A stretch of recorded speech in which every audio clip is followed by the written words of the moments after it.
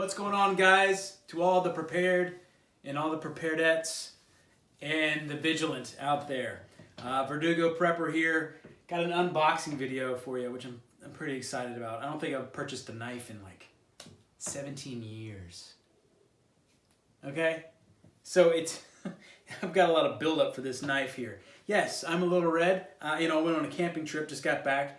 I brought my cordage and my water bottles and compass, and we were cooking steaks on the fire. It was pretty amazing. Forgot my SPF. Prepared, man. Prepared. You gotta be prepared. So yeah, been about, I don't know, it's a long time since I bought anything. So this just showed up in the mail, and what I remember most about growing up in the early 80s, yep, I'm old, was most of the men who hunted at my father's deer camp, at our deer camp, hunting club, if you call it. I don't know if there was any dues being paid, but they called it a hunting club. El campo, the country. Everybody carried a buck knife in different forms. My father had a closing blade. A lot of the guys had the 119s, and that's what I really want to get. I want to spend the one. I want to get the one that has the elk handle on it and the leather sheath. See, I'm a leather sheath kind of guy. Natural materials, elk handle. Ah, yes. But this was on sale. I'll show you what it is in just a second. Now, this was on sale as well, and I didn't really have a Ferro rod. And to get one from Buck, how cool, right? It's little Jimmy here. Ferro rod, yeah. The tool looks like it comes with the ability to, let's see, flathead screwdriver, bottle opener, little hex screw, or possibly for a bolt. Very specific bolt. I'm not sure exactly where I'm going to find a bolt like that, but if I find one this size, I'll be able to do something with it. So let's see here. Maybe we can get a spark, and not. I do not recommend making sparks in your house. I am a semi-trained professional. But so it has a little spark there, and kind of give it a. All right, 3 times the charm. Not too bad. Smoke show. Like I said, don't do that in your house. That was just for a little bit of show. So that's pretty cool. That was, I think it was $16. Got it on sale for $10. There's a few sales that are going on. Maybe if you watch this video in time, it's around May 2nd right now, that you might get on some good deals. Reason I bought this, I wanted a fixed blade knife. I've been watching a lot of things that basically talk about fixed blade knives and how important they are. Now, like I said, I really like leather sheaths and I really like natural wood handles. This is neither. But look at it.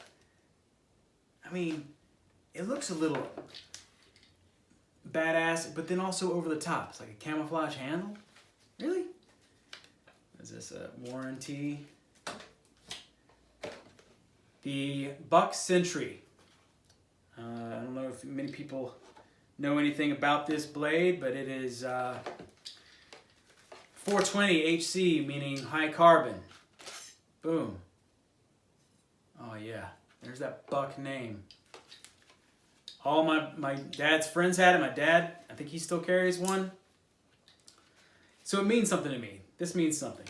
Like, a lot of other people I've been looking have been talking about Benchmade, which I'm kind of like, I'm turned on about getting a Benchmade. Was it a 930, 940? I'm thinking about getting that, but no, not like a new car smell. It's a new knife smell. So let's see some features about this thing. It feels really good. First thing that I thought when I saw this handle on the website, I was thinking, I'm going to take it off and have a buddy of mine, he's a custom wood guy, just redo it, try to do everything to spec, the same kind of like flared out handle, and just have him put on some nice wood, maybe mahogany, something that has a little bit of class to it. But this feels good. This feels really good in my hand. It's like a snake or reptile. Okay, it's kind of rad. Full tang. Grip right here. Now, one of the things that I feel like might be going on with this, you could take off this handle. I think you might be able to take this and put it on the end of a stick, because there's going to be holes throughout this thing. Wrap it around here with some paracord. You might have a spear. I think that might be a hidden gem inside the Buck 822 Sentry. Now, I learned here recently that there's a little mark next to the 822. I don't know if you can see it. I might have to put a close-up on it. But it's like a half X with a dot next to it, and that tells you what year it was made. So I don't have the index on me, but that's what's really cool about buck knives. Yeah, so it's a pretty thick blade. Good thickness. It's serrated. I know a lot of people don't like serrated, but I used to have a Gerber Gator. I don't know if you remember those Gerber Gators. I had one back in college, rubberized handle, and little teeth on it. It was the Gator. Gator, get you. Oh man, yeah. This thing, oh, it's sharp. It's sharp. Oh no, maybe I have some paper here.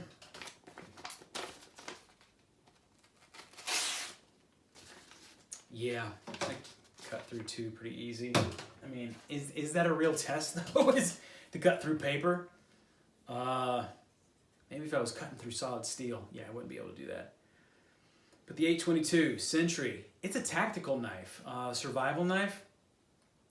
But I'm really hoping that I don't get into any tactical situations. I'm not much of a knife fighter. But, so it has the point here, so it's good for stabbing. Let's see. The sheath is pretty, it's got a lot going on. Like I said, I really like simplicity. But one of the reasons why I also got the this little mamma jamma, the Ferro rod, was I was thinking and hoping that it would fit. Oh, please fit. Right in there. Yes, sir. So, and it does. This is the Selkirk model. And the tool will go right along with it. Everything fits in there. Nice. There's actually a whistle on this thing. Ha! Not very loud. Let me give it a little bit more. Okay, that's something. Hopefully they didn't blow out your ears. I can actually whistle louder than that. Cattle whistle. Develop your cattle whistle. Okay, so that all tucks away nice in there. Whatever you want to put in there. It's about 4 inches deep, maybe 3.5, 4 inches deep. Put something in there that you, maybe a sharpening stone, something like that. See, this is convenient for your knife blade, for your belt, if you want to put it on the belt. But at the same time, I just don't feel like it's very secure. I would like for it to be connected. Like my other knife, I carry a Rhino, a 1983. It's like an antique. I kind of love it. Don't have that on me. But basically, the sheath has connected to your belt. And I feel like this, if I was running or something, and I'd just be worried about it. I'd be worried about it.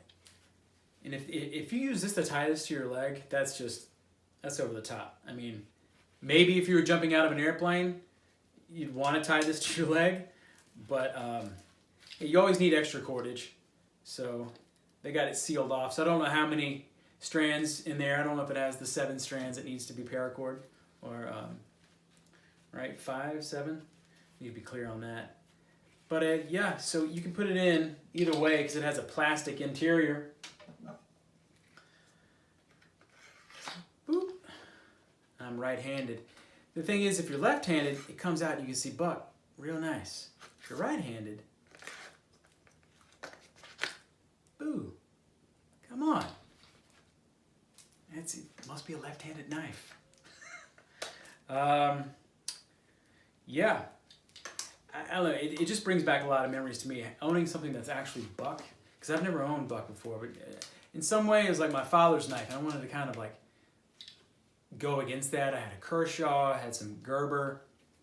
I'm probably going to be doing some reviews of several different ones. Okay, if you like what you saw today, like, subscribe, comment. Let's talk. Verdugo Prepper, out.